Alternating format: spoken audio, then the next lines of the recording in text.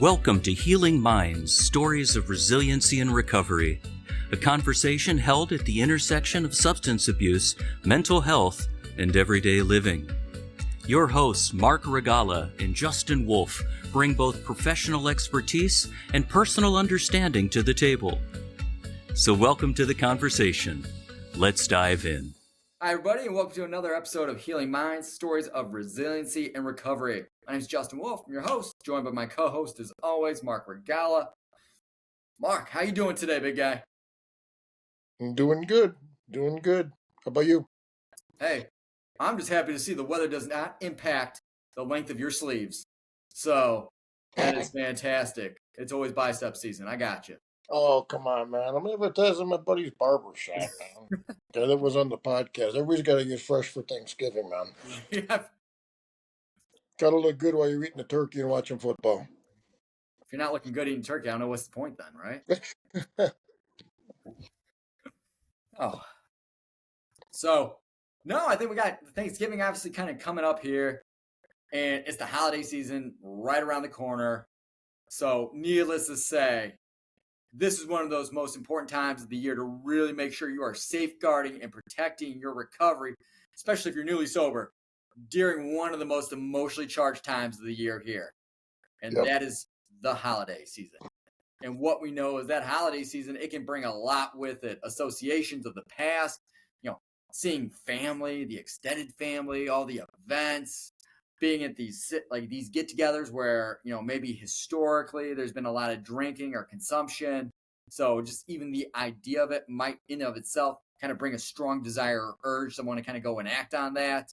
Or maybe what's happened has kind of led to some disconnection from the family unit or from significant others. And now there's feelings of loneliness that have really crept in.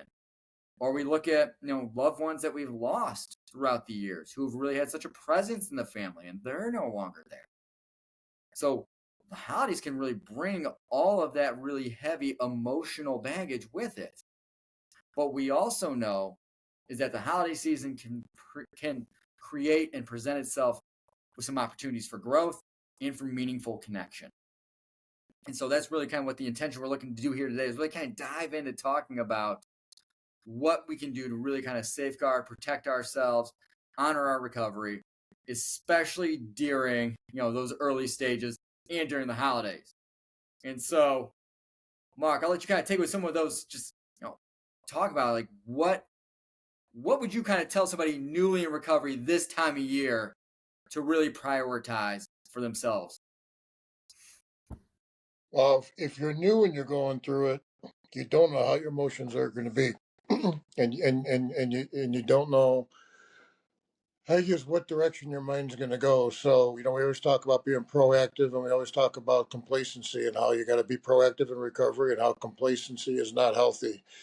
Well, during the holiday season, in my opinion, being proactive, there needs to be an uptick, especially if you don't know how you're going to feel, how you're going to process the holidays, how you're going to handle certain situations if you're invited to certain parties or whatever it might be. I mean, you got to be on point. You have to be on your game. And the other thing too is you also have to be cautious of complacency because it's very, very, very easy, to get complacent during the holiday season.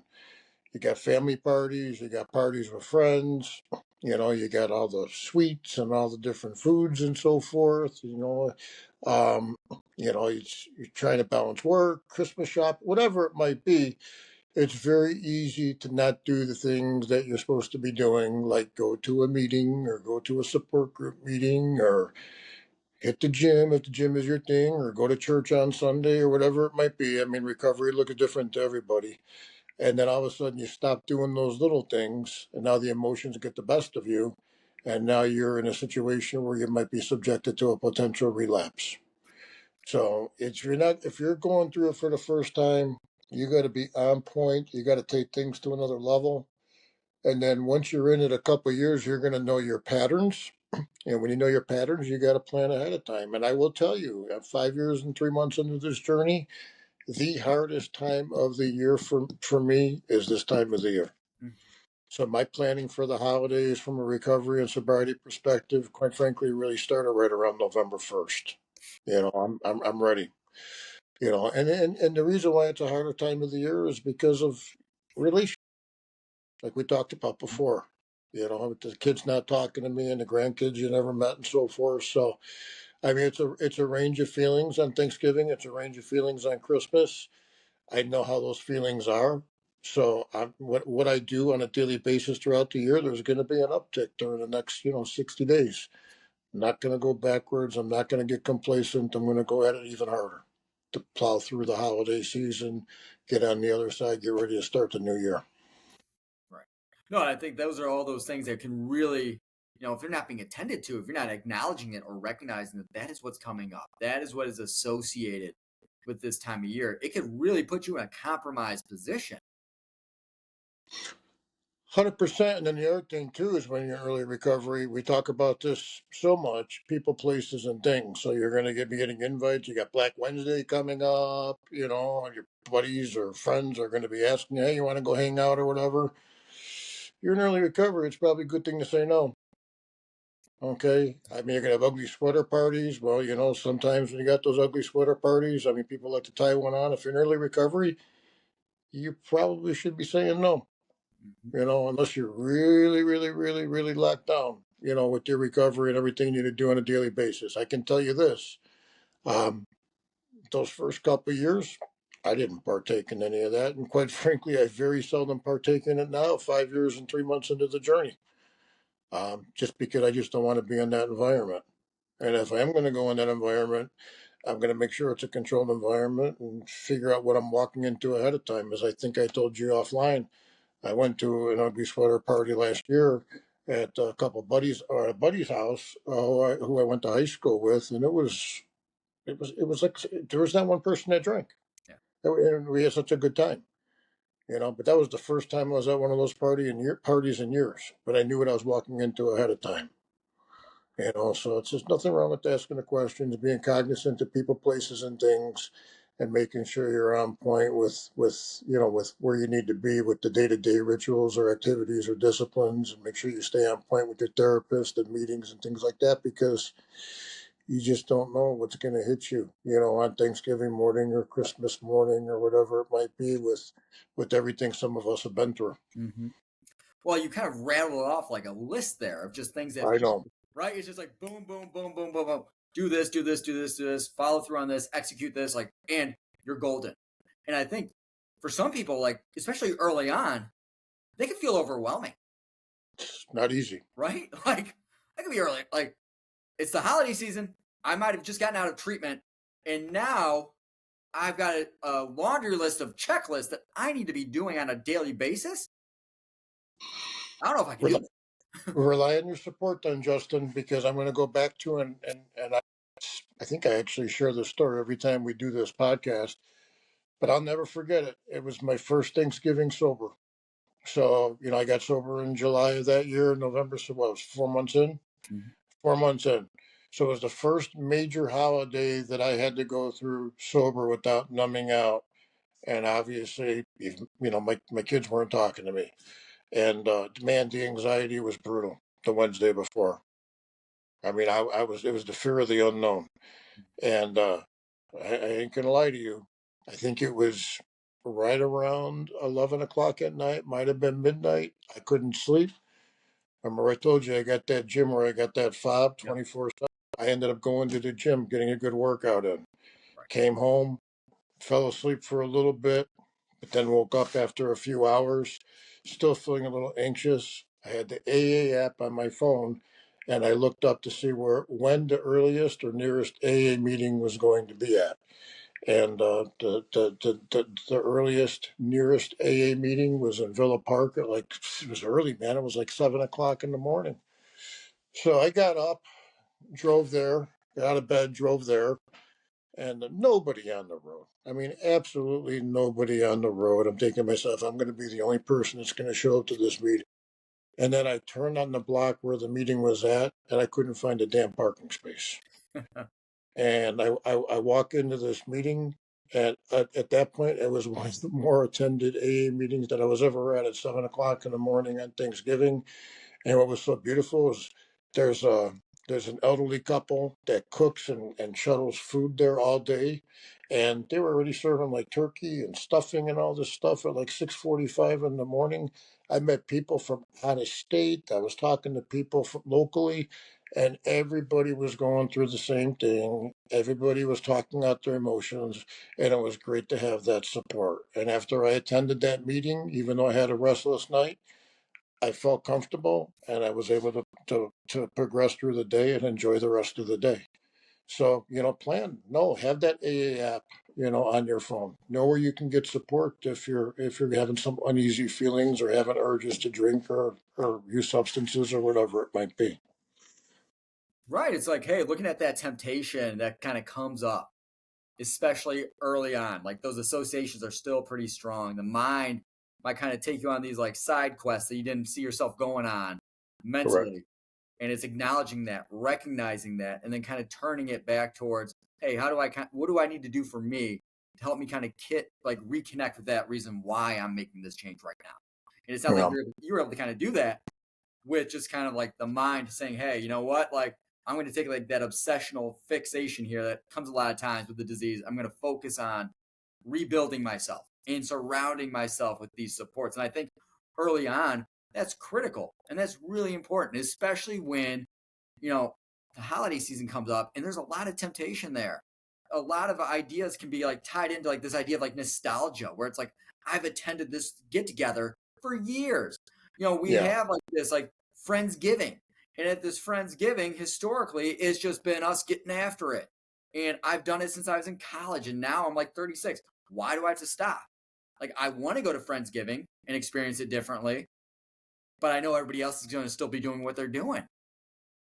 So, really recognizing, acknowledging, hey, like, your intention when you're away from that scenario can be very different. But once you're in that environment, what it pulls out of you and the people there, because the associations that are made, like I used to tell people, like, hey, I really like you. Like, you're a good friend of mine, but you're like fire. We're like fire and gasoline together. Like, you kind of ignite something in me that is not healthy and Yeah. not cool if I'm trying to be a functioning human being.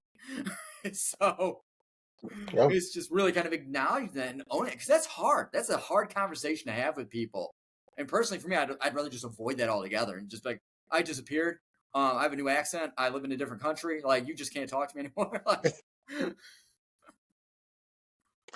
No, but it's true. And again, I think that going through that first holiday season, I come to the conclusion that it was going to be the hardest time of the year, and it has been traditionally. And that's when I, again, knew my patterns, and that's why I get really, really proactive weeks before Thanksgiving. Like a uptick in the meetings, uptick with the workouts, more on point with my diet, church again, but whatever you need to do, to put yourself in this position as solid position as possible to maintain your sobriety. Because what we talked about before, your number one job every day, if you got that dual diagnosis, is one, stay sober, two, have a good mental health day. You have to do what you need to do to stay sober. And if that means missing a party, that means missing a party or missing an event. As harsh as that sounds, at least if you've gone through what I've gone through and what a lot of people have gone through from hearing personal stories and the chaos and the destruction and how hard they work to get to the point where they're at right now, missing a party is not that bad versus potentially taking a step backwards and going back down that path that you fought so hard to get out of. I think the other part of this too, like you're spot on there, is just internally going into like those social situations and the anxiety that can come up with it. It can feel as if for some people, right? Like, all eyes are on me. Everybody's gonna be watching me. And Yeah. then it's gonna be like, I'd rather just avoid that, not deal with this. And then it just pushes people away into like that avoidance. I'm gonna isolate, I'm gonna kind of disconnect. I'm going to spend this really, this time of year that's really geared towards family and friends alone. And that can just feel like guilt and shame and all these really strong negative emotions. Yeah, you could pick and choose your battles. I mean, there's certainly parties or family events that, are a little different than others. I mean, I'm not saying that you have to go isolate in a room during the entire holiday season. I wouldn't suggest that at all. But you have to know. You just have to pick and choose your battles. You're gonna know what potential you're walking into based off of some past experiences. Yeah, no, and I'm throwing that out there not to kind of like try and like stump you or any reason, but these are internal things that come up, like these are It like is. those like mental ping pong matches that happen Yeah. where it's like, oh, I want to Well, go, but I don't want to deal with it. Like, and yeah. so you're It's just also like realizing as you keep talking, have a it's also plan. like Have first a time you go to a party or a barbecue or whatever at your buddy's house or whatever, and there's a bunch of friends there and you're sober. You got this head game being played that everybody's looking at you, everybody's wondering why you're not drinking. Oh, he's got a problem and all that stuff, and that's kind of that's what you blow up in your head. A lot of times, that's not necessarily the case. It's more of what you make it, right. what you're worried about. Because again, if they're truly your friends and they care about you and they love you and they know what you went through, they're probably happy that you're not drinking. They're not wondering why you're drinking. Unless Like, you weren't open, honest, and transparent, yeah, and they didn't know the battles you fought. they're But like, oh, that's where conversations need to come to play too and say, listen, I'm trying to stay sober or I'm sober now or what have you, and let people know there's nothing wrong with that. right. They'll look you in the eyes like, thank God. Like, Yeah. That's probably what my friends and my family were saying. That's for sure. right. But that's part of like having a plan, right? You got an idea. I'm going in there. I'm not just gonna wing it and say, yo, fingers crossed, I hope this goes well. Because that's a setup. Everybody knows that's a setup. Yeah. You kind of think about the time and energy that you kind of put into like using, covering it up, masquerading around with it, and trying to like play the game of like nobody knows, but only I know. And I'm gonna try and convince people that I'm sober. Let's play this fun game of prove it. And you think about all that mental energy that went into that, and then to kind of think about, hey, I'm going to go into these settings and these situations that are going to be pretty risky, that could kind of set me up, and I'm not putting that same energy and effort into it to try and really look out for myself, to try and Yeah. prepare myself to manage and navigate this. How is that not a setup? You know? 100%. And so I 100%. think that's the big thing too. It's like have an exit strategy. You get in situations, you feel overwhelmed, have a game plan going in. Like, hey, it's really important for me to be here. And I also know I might get overwhelmed. So what am I going to do if that hits? That's when you just go to the bathroom and never return. Sorry, man. Bad turkey this year. I don't know what you did to it. Got Got an upset stomach. oh. There's commercials for that, Mark. No, that's the thing. You got to have a plan. You got to have an exit strategy. You got to know what you're going to do. Oh, something came up. Well, what do you know?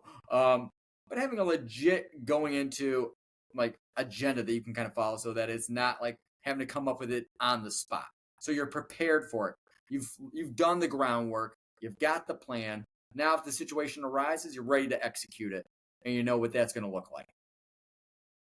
It goes back to like how we started it, proactive versus reactive. You're being proactive by having that exit strategy as opposed to getting into that situation and be like, uh-oh, and now you're being reactive. Because sometimes when you're reactive, you don't make the best decisions. No, you go on your old processing, your old framework, because it comes up Correct. naturally. It's your autopilot, and the autopilot Correct. a lot of times led here. So Yep. that's the part of kind of noticing, like, hey, as I'm doing this and as I'm going into these things, especially this time of year, I need to be cognizant and aware of what are my own personal boundaries. What are the things that I need to make sure I'm doing to protect myself that I'm okay with? And also, when we talk about boundaries, the great thing about it is that it also protects other people from our behavior. So I need True. to make sure that I'm putting this into place for myself and for others. So not really, not being kind of like laissez-faire in how I'm kind of executing this or how I'm implementing these boundaries. I need to hold them with the honor and the integrity that I'm saying this is critical for myself, that I have this in place. This is non-negotiable. That's what you call self-love and self-respect. And that's what you have to show. We talked about this before. One area it's okay to be selfish in is when it comes to your health. And we're talking about your mental, your physical, and your spiritual. And also, if that's what that means, and you have to have those strong boundaries, because you want to keep your health in check, and your sobriety in check, and your mental health in check, then that's what you have to do. That's self-love. Right. That's putting your needs first. Yes, it might sound selfish, but in my opinion, that's the one area it's okay to be selfish in. Well, think about it. Like, how much energy and effort, even like in the active use, went into trying to take care of everybody else and focusing on their needs or other people who are still caught up in it. There's still so much compassion, care, and focus on the needs of others, even while caught up in the midst of this, right? And so I think that's the part almost where it's like, I could tell you, like, I've been in rooms where people, I've watched them kind of like in freaking winter here, take off their sweatshirt, be like, you just got a t-shirt. And I know, Marc, if that sweatshirt was offered to you, you'd be like, no, I'm good. And you just kind of like, no. Show them like, yeah, this is why I wear mediums. We're good, bro. So, Thanks. Yeah, anytime, big guy. So the thing is, like, they would take off their sweatshirt and like wear them. It's like, you need this, I don't need this, right? And I think that's kind of like the flip where we're talking about these boundaries of saying, hey, I care about myself and I really value myself. And I want to make sure I protect what is important to me. And that's what I'm doing here. I'm prioritizing myself in my own life and not treating myself like I'm some secondary option.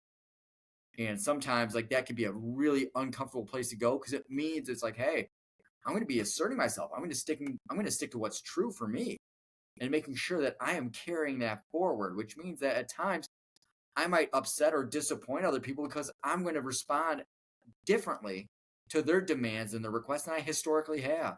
And that's okay too, right? Do you know what that's called, Justin? That's called growth. Why are you quizzing me today, Marc? I gave you the answer. No, listen, that's growth. And Yeah. You know what? We celebrate it. Absolutely. And I think the other part of that too is like, hey, obviously, like that growth doesn't just happen in a silo. It happens with the support system, the people you surround yourself with. 100% there. Yeah, absolutely. And so that's the thing. It's like, especially this season, hey, who's in my corner? Who's got my back? And who are those people I can call upon and know that they're going to show up in a moment's notice when I know that I need them? No doubt about that. For sure. Trust me, I needed to have some of those people early on in recovery. Absolutely. It's a necessity. Excellent. Oh, so, hey, man, I feel like every year it's an important thing for us to kind of circle the wagons here and always revisit this topic. Well, it's the time of the year where most relapses occur. I mean, I think there's more relapses that occur between Thanksgiving and New Year's or shortly after New Year's than any other time of the year. And it makes sense because of everything, the framework that you started the meeting with the emotions and the anxiety. And this year you got to mix in the financial stress and the inflation too. Absolutely. I mean, that's something that, historically we've never had to deal with like at levels that we're dealing with this year too. So you got that added element as well. Absolutely. No. Well, as always, man, appreciate your insight and thank you for sharing your wisdom with us all here. And hopefully everybody that's kind of listening can kind of take away some of these nuggets that you offered today and put them into practice in their own lives. So thank you, everybody, for joining us on these podcasts. They're on the 1st and the 15th. So go ahead, tune into us. Email us any topics you'd like to see us kind of dive into, any requests that you might have. We are more than open to kind of diving into anything people feel would be useful or helpful. So thank you as always, and we will catch everybody on the next episode here. Thanks for joining us today on Healing Minds, Stories of Resiliency and Recovery. If you're on the journey to find guidance and insights, subscribe now wherever you find your podcasts. Healing Minds, Stories of Resiliency and Recovery is an educational resource, not a substitute for medical or therapeutic advice. The opinions expressed by the hosts and their guests are not necessarily those of NAMI DuPage. Go to namidupage.org/podcast for links to past episodes, show notes, and to submit a question or topic ideas for a future episode. Until next time, be well.